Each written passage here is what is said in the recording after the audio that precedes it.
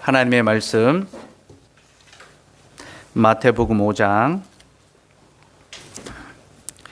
10절에서 12절입니다.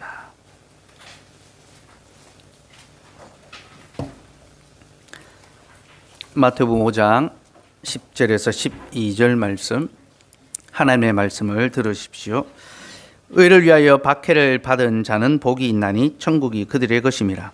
나로 말미암아 너희를 욕하고 박해하고 거짓으로 너희를 거슬러 모든 악한 말을 할 때에는 너희에게 복이 있나니 기뻐하고 즐거워하라. 하늘에서 너희의 상이 큼이라.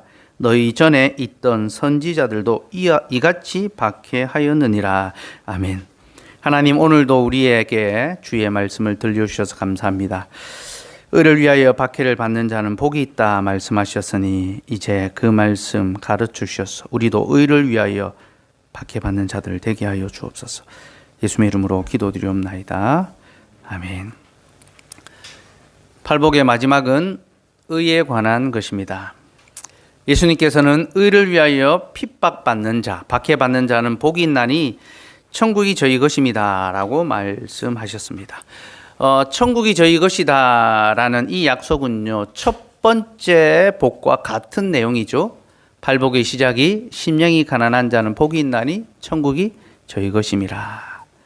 자, 이렇게 팔복의 시작과 그 끝에 같은 복에 관한 내용이 있다는 거. 그러니까 이제 천국이 저희 것이다 라는 이 울타리에 팔복이 딱 둘러싸여 있죠. 그래서 우리는 팔복이 천국과 관련된 약속의 말씀이다라는 것을 알아야 하고요. 이를 한마디로 요약하면 가난과 고난입니다. 가난과 고난. 곧 천국을 소유하려면 먼저 심령이 가난해야 하고 또한 의를 위하여 고난을 받아야 한다는 겁니다. 주님께서는 가난과 고난을 통하여 우리가 천국 백성으로서의 복을 누리게 될 것이다 말씀해 주셨습니다. 여러분, 이것이 주님이 전하여 주신 복음의 내용인데요. 이 복음은요, 우리 시대 사람들이 말하는 복음의 내용과는 사뭇 그 결이 좀 다릅니다. 예. 여러분, 우리 시대 사람들에게 복음은 어떤 의미로 다가갑니까? 우리 시대 사람들이 복음을 어떤 말로 표현합니까? 행복이라는 말로 표현하죠. 그렇죠? 모든 전도지에 보면요, 행복한 삶으로의 초대라는 그런 글귀들이 붙어 있습니다. 우리 시대 사람들은 복음을 행복이라는 것으로 치환해서 그렇게 말합니다. 복음은 행복한 삶이다. 지금보다 더 나은 삶으로 나아가게 하는 것이 바로 복음이다라고 그렇게 말하고 또 그렇게 전도하고 있죠. 그렇죠? 여러분, 주님이 전해 주신 복음의 내용을 들여다봅시다. 여기 어디 행복이라는 말이 나옵니까? 물론 주님이 말씀하시는 팔복은 행복에 관한 말씀이 맞습니다. 근데 우리가 생각하는, 또 사람들이 생각하는, 기대하는 그런 행복과는 차원이 다른 거죠. 그렇죠? 사람들이 말하는 행복은 걱정이 없고 부족함이 없고 아픔이 없고 고통이 없는 것, 그것이 바로 행복한 삶의 조건입니다. 그런데 주님이 말씀하시는 행복한 삶의 내용은 정반대의 것입니다. 가난하며 통곡하고 굶주리며 핍박받는 것, 이것이 참된 행복의 삶이다, 복음의 삶이다, 그렇게 주님은 가르쳐 주십니다. 여러분, 사람들이 말하는, 사람들이 기대하는 그 복음과 우리 주님이 전해주신 복음의 내용이 만약 다르다면요, 우리는 서로가 믿는 그 믿음의 대상도 다를 수 있다는 것을 알아야 합니다. 그렇죠? 믿음의 대상이 다르기 때문에 그 믿는 내용도 달라지는 겁니다. 그래서 우리는요, 사람들이 기대하고 또 듣고 싶어하는 그런 복음이 아니라 주님이 가르쳐 주시고 또 전하여 주신 복음을 들어야 합니다. 이것이 오늘 우리가 의를 위하여 핍박받는 것에 관한 말씀을 들어야 하는 이유입니다. 여러분, 박해를 받는다는 것을 좋아할 사람이 누가 있습니까? 그렇죠? 아무도 원하지 않는 거죠. 그죠? 당장 저 같아도 박해를 받는 것보다 평안한 믿음의 생활을 하기를 바랍니다. 그죠? 그런데 왜 우리는 이 말씀을 들어야 합니까? 이것이 주님이 우리에게 전해주신 복음이기 때문이죠. 주님은 의를 위하여 박해받는 자가 복이 있다라고 말씀하셨습니다. 천국이 그의 것이다라고 말씀하셨죠. 그렇다면 여러분, 의를 위하여 박해를 받는다라는 것은 구체적으로 어떤 삶을 가리킬까요? 그 삶의 내용이 11절과 12절에 나옵니다. 같이 한번 읽어볼까요? 시작. 나로 말미암아 너희를 욕하고 박해하고 거짓으로 너희를 거슬러 모든 악한 말을 할 때에는 너희에게 복이 있나니 기뻐하고 즐거워하라. 하늘에서 너희의 상이 큼이라. 너희 전에 있던 선지자들도 이같이 박해하였느니라. 의를 위하여 박해받는 자는 복이 있다라고 말씀하시고 주님은 나로 말미암아 너희를 욕하고 박해하고 모든 악한 말을 할 때에 너희가 복되다라고 하셨습니다. 그러니 여러분, 의를 위하여 박해받는 삶이 무엇을 가리킵니까?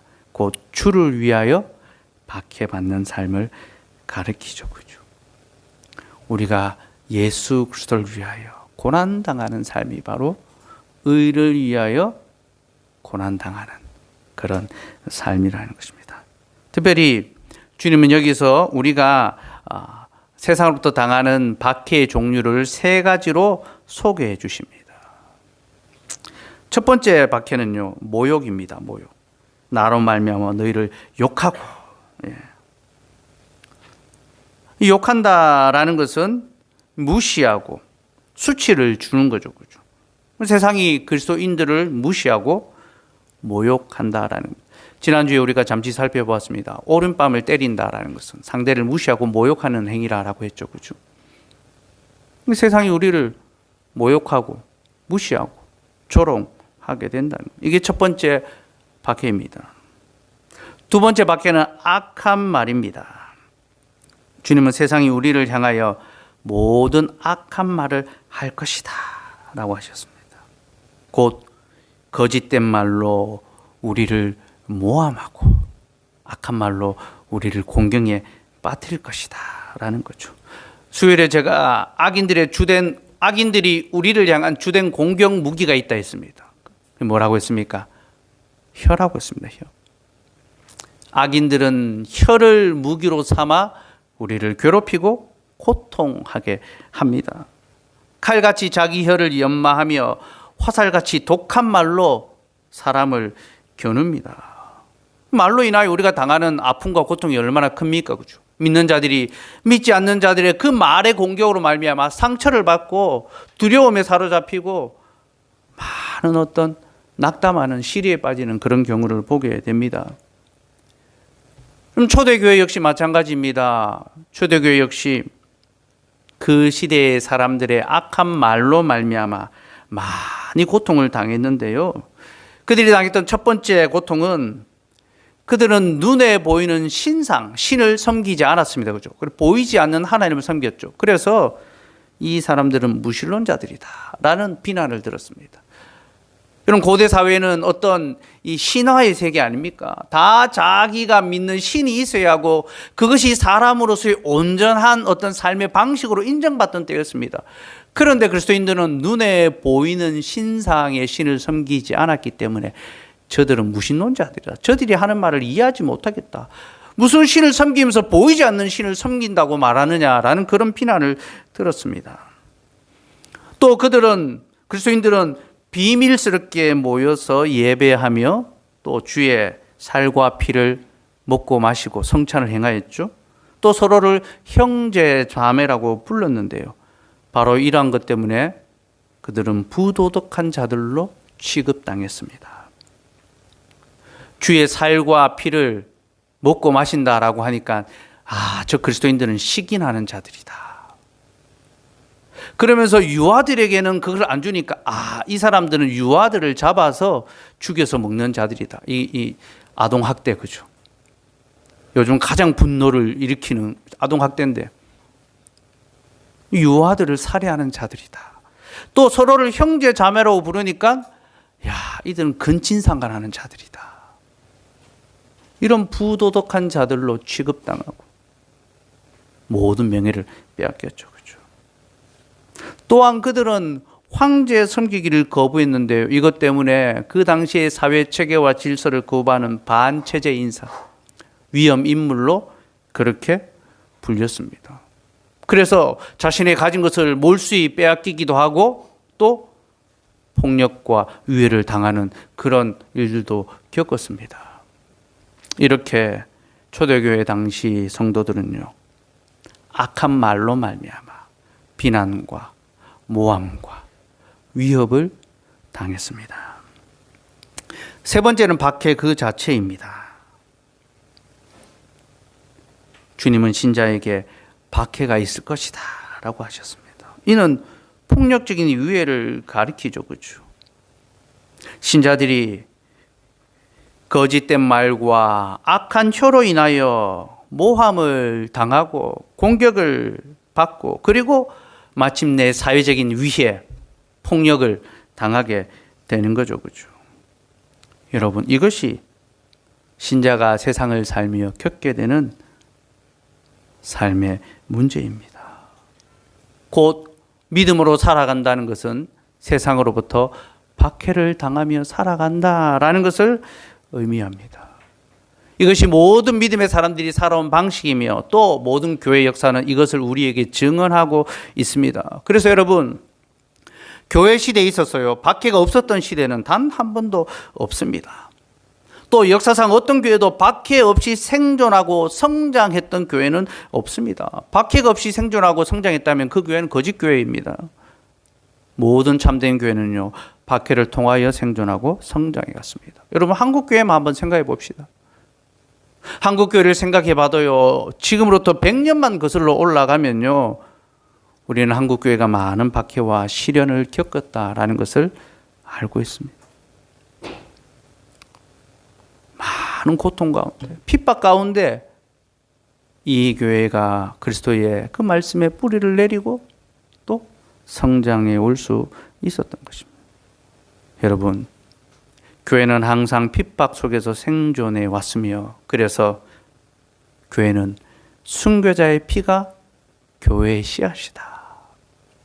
순교의 피를 통하여 교회가 자라간다. 교회는요, 이 말씀의 젖을 먹고 자라는데 그 말씀의 젖이 어머니의 피와 같은 순교자들의 그 희생을 통하여 우리에게 전해진다는 겁니다.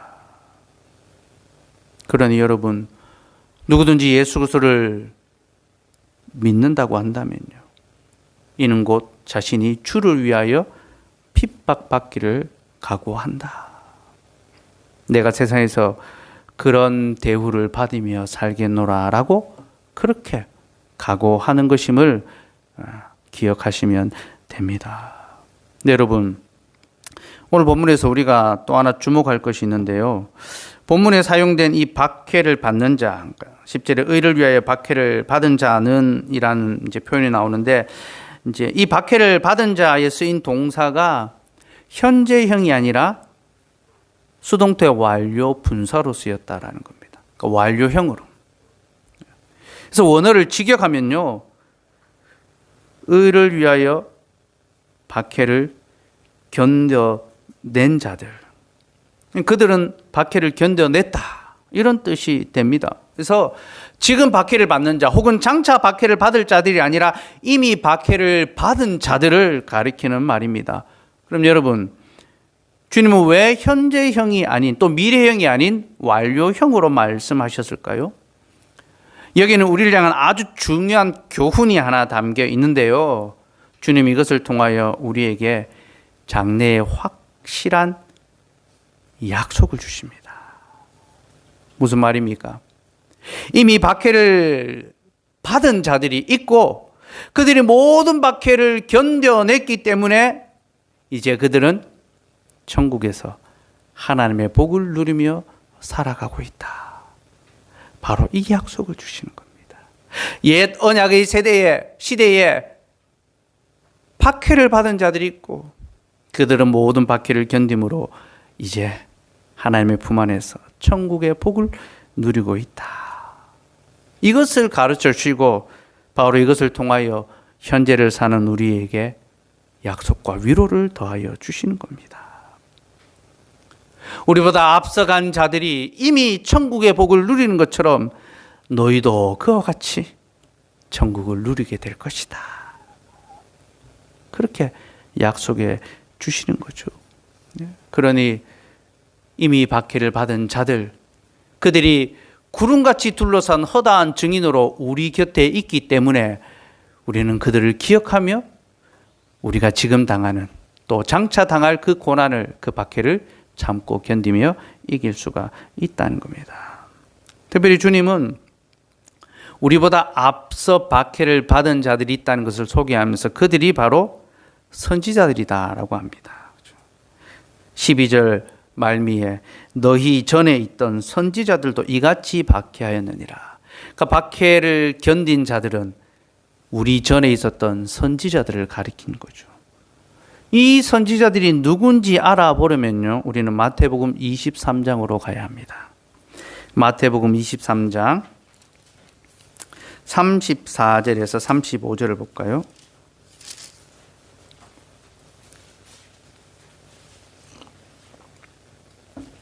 마태복음 23장 34절에서 35절 같이 읽읍시다. 시작.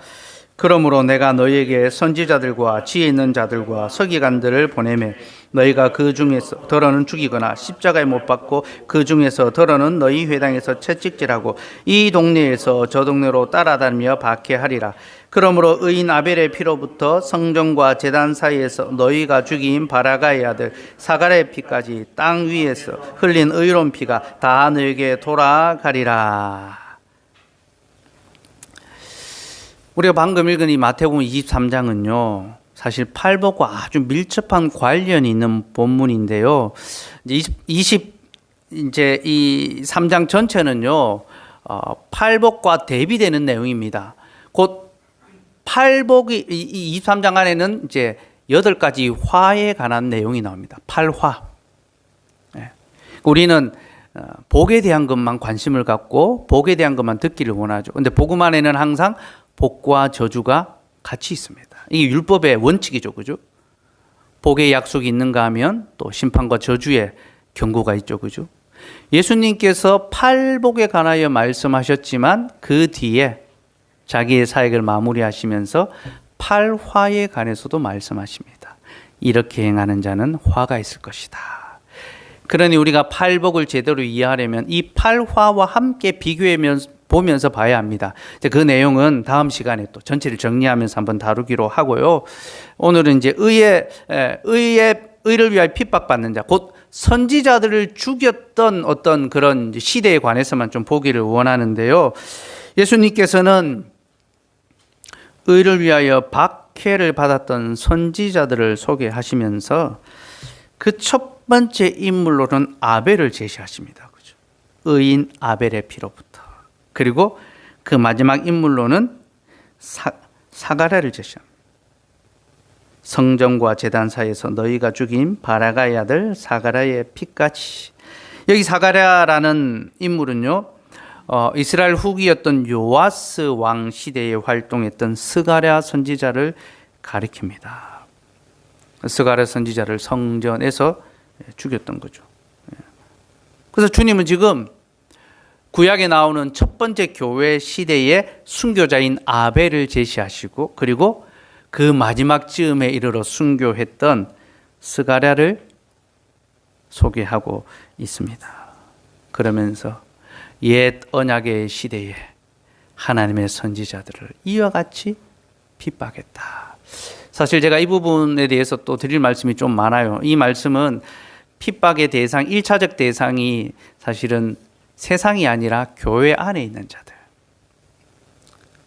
교회 안에 있는 자들. 이 언약 백성, 바리새인과 서기관들을 향하여 경고하시는 말씀이거든요. 그러니까 하나님의 언약 백성으로 살면서 그 언약의 말씀대로 살지 아니하는 자들이 핍박자다라는 것을 1차적으로 보여주는 말씀입니다. 이것도 또 나중에 한번 살펴보기로 하고요. 어쨌든 참 선지자들을 박해하며 고통당하게 하고 미워하는 것이 사단의 계략, 이 세상의 방식이라는 겁니다. 그런데 그 죽음을 당했던 선지자들, 이 의인들이 그 후에 어떤 삶을 살고 있는가? 히브리서 14장, 히브리서 11장 4절 말씀 한번 볼까요? 제가 주보에 넣어드렸죠. 히브리서 11장 4절 말씀. 같이 한번 읽읍시다. 시작. 믿음으로 아벨은 가인보다 더 나은 제사를 하나님께 드림으로 의로운 자라 하시는 증거를 얻었으니 하나님이 그 예물에 대하여 증언하심이라. 그가 죽었으나 그 믿음으로서 지금도 말하느니라. 자, 주님은 세상이 하나님의 선지자들을 핍박하고 죽일 것이다 라고 말씀했습니다. 그리고 그 증거로 아벨을 딱 가지고 오셨습니다. 아벨을 보라. 그가 박해를 받아 죽임을 당했지 않느냐. 근데 성경의 또 다른 본문에서는 아벨이 박해를 받아 죽었지만 그는 지금도 살았으며 믿음으로 우리에게 증언하고 있다. 그렇게 말합니다. 여러분, 아벨은 박해를 받아 죽었지만 그는 지금 하나님 안에 살아 있습니다. 그리고 믿음으로 우리에게 증거하고 있습니다. 그가 말하는 증거의 내용이 무엇입니까? 의를 위하여 박해를 받는 자는 천국이 그들의 것이다. 그래서 바로 그 6절에 보면요. 히브리서 11장 6절에 보면 믿음이 없이는 하나님을 기쁘시게 하지 못하나니 하나님께 나아가는 자는 반드시 그가 계신 것과 또한 그가 자기를 찾는 자들에게 상 주시는 이심을 믿어야 할지니라. 의를 위하여 박해를 받는 자는 천국이 그들의 것이다. 이것을 굳게 믿을 때 박해를 받을 수 있으며 견딜 수 있으며 이것을 믿는 자에게 확실한 천국의 보상이 주어진다라는 것을 예수님은 아벨을 통하여 우리에게 가르쳐 주시는 거죠. 그러니 여러분, 의를 위하여 박해를 받았던 자들, 우리 앞서 살았던 믿음의 선지들은 우리를 향한 확실한 믿음의 증거가 되죠. 그죠? 그들도 약속대로 믿음대로 살았고 하나님께서 그들의 믿음대로 갚아주셨기 때문에 우리도 믿음대로 살 수 있으며 우리의 믿음에도 주께서 갚아주실 것이다. 이것을 신뢰할 수 있는 거죠. 그래서 여러분, 우리가 고난을 견딜 수 있는 것은요, 어떤 우리 안에 있는 어떤 의지와 결단과 어떤 힘이 아니라 하나님의 약속을 믿는 믿음에서 나옵니다. 주님, 내가 믿음대로 살기를 소원하오니 내게 은혜를 다하여 주셨고 이 믿음대로 사는 자에게 하나님의 위로가 있다고 하셨으니 복이 있다고 하셨으니 내가 그것을 믿나이다. 나로 이 고난을 견디게 하여 주시옵소서. 여러분, 고난을 견딜 수 있는 힘은요, 우리의 의지가 아니라 하나님의 약속을 바라보는 믿음으로 말미암습니다. 로마서 8장 17절 18절 말씀 한번 볼까요? 로마서 8장 17절 18절 주보에 넣었습니다. 같이 읽읍시다. 시작. 자녀이면 또한 상속자 곧 하나님의 상속자요 그리스도와 함께한 상속자니 우리가 그와 함께 영광을 받기 위하여 고난도 함께 받아야 할 것이니라. 생각하건대 현재의 고난은 장차 우리에게 나타날 영광과 비교할 수 없도다. 우리는 하나님의 자녀로서 천국을 상속받을 것입니다. 그러나 이 상속을 위하여 우리는 고난도 함께 받아야 할 것입니다. 그러면 이 고난을 이길 수 있는 원동력이 어디에서부터 옵니까? 우리에게 장차 영광이 있을 것인데 이 영광은 지금의 고난과 좋게 비교할 수 없다라는 것을 아는 믿음으로부터 고난을 견딜 힘이 생기는 것입니다. 사랑하는 여러분, 핍박을 이길 수 있는 힘이 우리 속에 있는 어떤 의지로부터가 아니라 하나님의 말씀에 대한 지식에서부터 온다는 것을 기억합시다. 주께서 핍박을 견딘 자에게 영광을 주신다라는 것, 이 사실을 확실히 믿고 구하는 자에게 하나님께서 핍박을 견디는 힘을 주실 것입니다. 그래서 주님이 너희가 박해를 받거든 슬퍼하는 것이 아니라 도리어 기뻐하고 즐거워하라 라고 말씀하십니다. 다시 마태복음으로 돌아가 볼까요? 예수님께서는 우리가 박해를 받을 때에 기뻐하고 즐거워하라 라고 그렇게 말씀하십니다. 이 박해가 우리가 천국 백성이라는 것을 보여주기 때문에, 천국 백성됨에 대한 약속의 보증이기 때문에 기뻐하고 즐거워하라는 것입니다. 근데 여러분, 여기서 기뻐하라라는 말은요, 한 번 단회적인 것이 아니라 계속적으로 반복적으로 기뻐하라라는 그런 뜻입니다. 이 말은 우리에게 고난이 계속 있다는 겁니다. 애석하지만 우리에게는 박해가 계속해서 일어날 것이며, 그 박해가 계속될 때에 우리는 또한 계속 기뻐해야 한다. 계속 기뻐해야 된다. 그런 의미로서 주께서 말씀하셨습니다. 또 여러분, 이 기뻐한다라는 말은요, 초대교회 성도들에게 서로에게 문화를 묻는 인사로 사용되기도 했습니다. 기뻐하라. 기쁨이 있을지어다. 사도도, 바울 사도도 서신을 쓸 때에 항상 그리스도의 기쁨으로 안부를 묻지 않습니까? 그죠?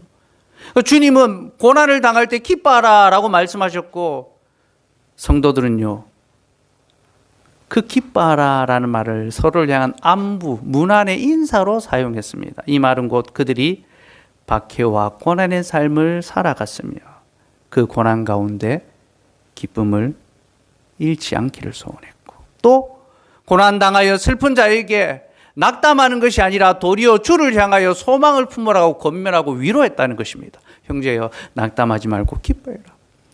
당신이 지금 이런 어려움을 겪는 것은 장차 더 큰 복을 얻기 위한 하나님의 은혜의 연단의 과정이다. 그러니 우리에게는 불시험을 이상하게 여기지 말고 도리어 기뻐하라. 정말로 고난과 어려움 가운데 그들은 기쁨의 인사말을 나누며 서로 격려했습니다. 참으로 그렇습니다, 여러분. 믿음의 길은 고난의 길이지만 믿음의 길은 영광의 길이기도 합니다. 그러니 우리가 그리스도로 인하여 고난당할 때 우리는 슬퍼하는 것이 아니라 도리어 기뻐할 수 있어야 합니다. 왜 내가 이런 어려움을 겪는고? 내가 왜 예수 믿어서 이런 괴로움을 겪게 되는고? 내가 예수 안 믿었다면 훨씬 더 인생이 잘 되고 내가 더 형통했을 텐데, 그런 마음이 들 수 있습니다. 예수 믿는 것 때문에 손해봐야 되고 어려움을 겪어야 되고 또 비난을 받아야 되는 그런 상황에 놓이는 것이 억울할 수 있죠. 그러나 여러분, 그 모든 것은요, 우리에게 슬픔이 아니라 도리어 기쁨의 거리가 됩니다. 이것이 바로 주께서 우리에게 요구하시는 믿음의 삶입니다. 세상이 너희를 핍박할 것이요, 너희는 그 핍박을 이상히 여기지 말고 도리어 기뻐하고 즐거워하라. 근데 여러분, 주님이 우리에게 이런 고난의 삶을 요구하시고 또 고난 중에 기뻐하라고 요구하시는 것은요, 주님께서 우리를 위하여 먼저 고난 받으시고 그 고난을 즐거워하셨기 때문입니다. 로마서 5장 8절 말씀을 볼까요? 로마서 5장 8절 같이 읽읍시다. 시작. 우리가 아직 죄인 되었을 때에 그리스도께서 우리를 위하여 죽으심으로 하나님께서 우리에 대한 자기의 사랑을 확증하셨느니라. 여러분, 성경이 우리에게 무엇이라고 말합니까? 우리가 아직 죄인 되었을 때에 그리스도께서 우리를 위하여 죽으심으로 하나님께서 우리에 대한 자기의 사랑을 확증하셨다. 여러분, 여기에 똑똑히 나와 있죠. 그리스도께서 우리를 위하여 죽으심. 곧 주님이 우리를 위하여 먼저 박해를 받으셨습니다. 주님은 우리를 위하여 박해를 받으심으로 우리를 향한 자기의 사랑을 확증하셨습니다. 보라, 내가 너희를 이처럼 사랑한다. 그래서 주님도 우리에게 너희는 나를 위하여 고난을 받으라 요구하시는 겁니다. 그리고 그 고난, 그 박해를 통하여 우리도 주님을 그와 같이 사랑한다는 것을 보기를 원하시는 거죠. 우리가 고난을 받아야 하는 이유는요, 하나님의 아들께서 우리를 위하여 고난 받으셨기 때문에 우리도 주를 위하여 고난과 박해를 받아야 하는 겁니다. 근데 여러분, 여기 8절에서요, 확증하셨느니라 라는 단어는요, 우리말 성경에는 과거형으로 번역되어 있는데 원어로는 현재형입니다. 그래서 하나님께서 우리에 대한 자기의 사랑을 확증하고 계시니라라고 번역하는 것이 더 좋습니다. 지금도 확증하고 계신다. 곧 예수님께서 고난을 통하여 자기의 박해받으심을 통하여 이미 우리를 향한 사랑을 드러내셨는데 또 고난을 통하여 계속 자신의 사랑을 보여주신다라는 겁니다. 여러분, 이게 무슨 뜻일까요? 여러분, 이 말은요, 우리가 세상에서 모욕을 당하고 악한 말을 듣고 박해를 받을 때, 그때 하나님께서요, 네가 내 사랑하는 자녀다, 우리를 향한 하나님의 사랑을 계속해서 확증해 주신다는 겁니다. 왜 그렇습니까? 왜 우리가 세상에서 고난당하는 것이 하나님이 우리를 사랑하시는 증거가 될까요? 하나님이 우리를 사랑하신다면 고난이 아니라 형통해야 그 사랑의 증거고, 어떤 사랑의 어떤 열매로 보이지 않겠습니까? 그래서 세상 사람들은 너 하나님 잘 믿는데 건강해야지, 또 시험도 잘 붙고 가족이 형통하고 사업이 잘 돼야지, 너 하나님 믿는다면서 왜 이런 어려움을 겪고 왜 더 질병 가운데 고생하며 고통당하느냐, 그런 하나님 안 믿겠다, 세상 사람들은 그렇게 말하지 않습니까? 네, 여러분, 하나님께서는요, 우리가 세상에서 고난당하고 박해받는 것을 통하여 내가 너를 사랑하고 있다라는 것을 계속 확인해 주십니다. 왜 그런가 하면요, 우리가 세상에서 박해를 받는 것은 우리가 세상이 아니라 하나님께 속해 있는 자들이기 때문입니다. 요한복음 15장 19절 말씀을 볼까요? 요한복음 15장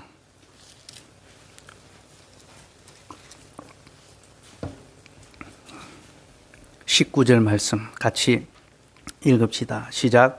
너희가 세상에 속하였으면 세상이 자기의 것을 사랑할 것이나 너희는 세상에 속한 자가 아니요 도리어 내가 너희를 세상에서 택하였기 때문에 세상이 너희를 미워하느니라. 여러분, 세상이 왜 우리를 미워하고 우리를 싫어하고 우리를 박해합니까?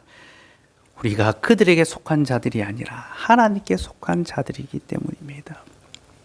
우리가 세상에 속하였다면 세상 우리를 사랑하고 우리를 잘되게 하고 우리와 손을 맞잡을 것입니다. 그러나 우리는 세상이 아니라 하나님께 속한 자들이요, 하나님의 사랑을 받는 자들이기 때문에 세상은 우리를 미워하고 핍박하는 것입니다. 여러분, 가인이 아벨을 미워하여 죽인 이유가 무엇입니까? 이는 곧 아벨이 하나님의 사랑을 받았기 때문이죠. 그죠? 아벨은 하나님께 속한 자로서 하나님의 사랑을 받았습니다. 그래서 가인에게 박해를 받아 죽임을 당했던 거죠.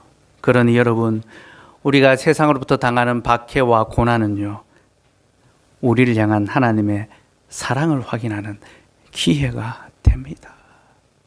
우리가 예수 그리스도 때문에 세상에서 수치와 고통과 괴로움과 위협을 당하고 손해를 볼 때마다 하나님께서는 그래, 너는 이 세상이 아니라 내게 속한 자다.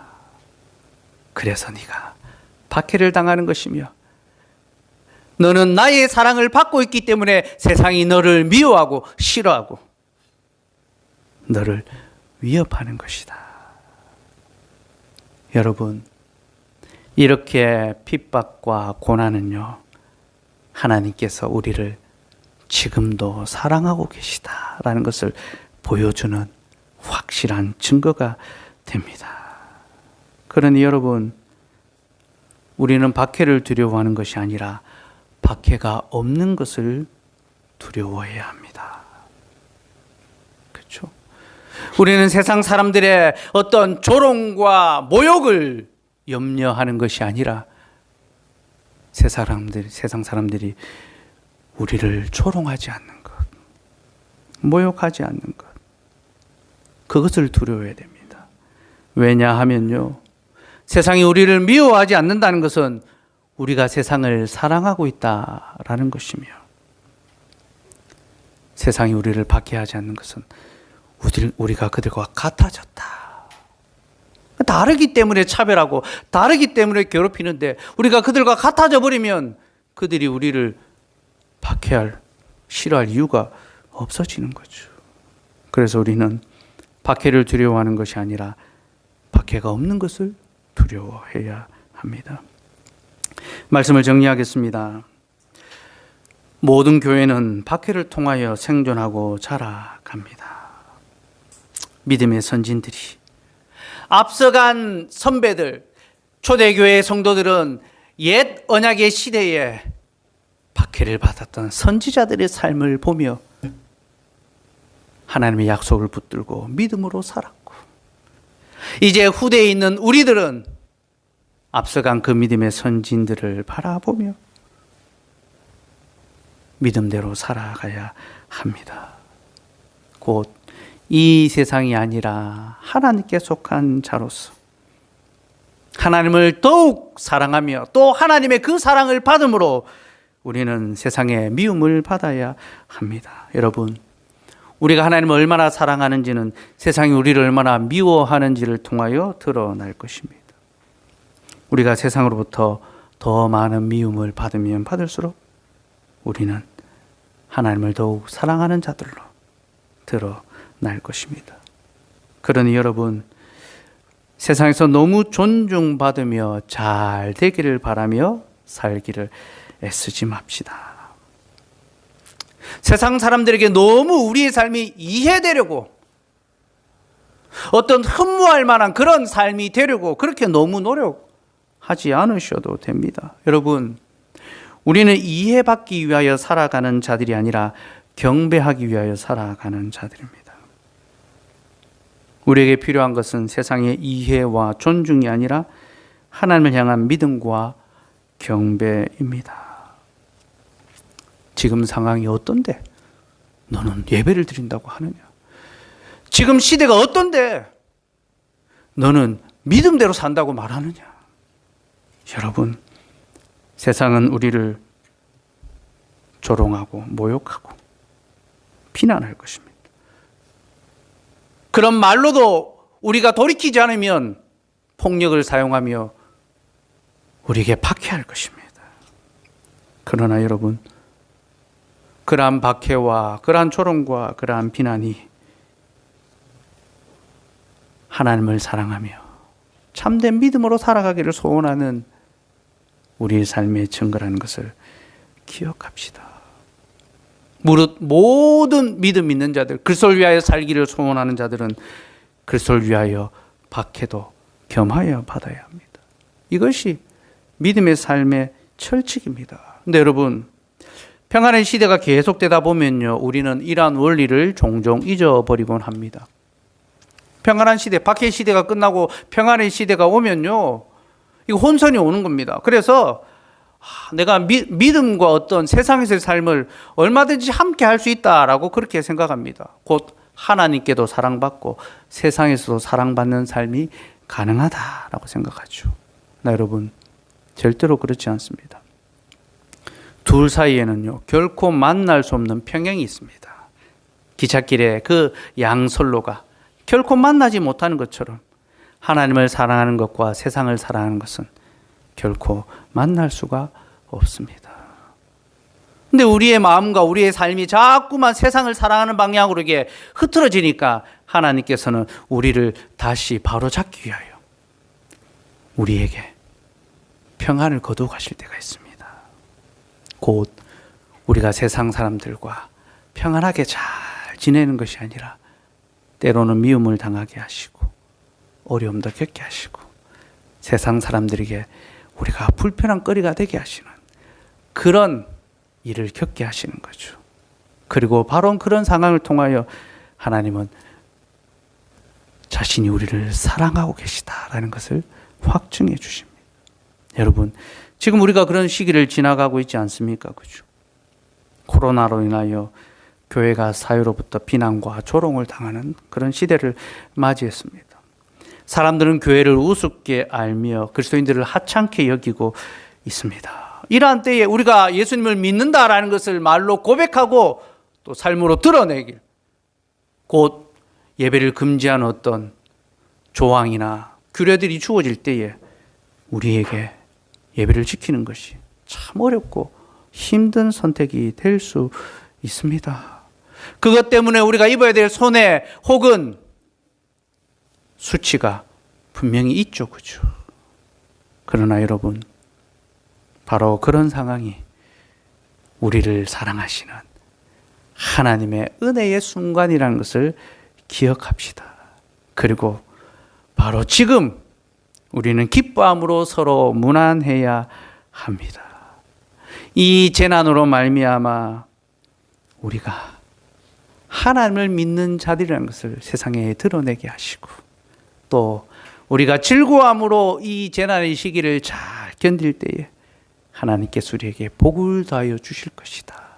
그래서 우리가 자꾸 믿음의 뒤로 물러나고 예배를 등한히 하고 믿음의 삶을 소홀히 하는 그런 삶을 사는 것이 아니라 서로 기쁨으로 권면하고 격려하고 서로 손을 맞잡음으로 형제여 우리가 더욱 주를 위하여 박해를 받자. 이 시기를 견디어내자. 함께 힘써 주를 예배함으로 우리의 믿음을 세상 가운데 드러내자. 그렇게 소원하며 그렇게 살아갈 수 있는 저와 여러분 되기를 간절히 바랍니다. 기도하겠습니다.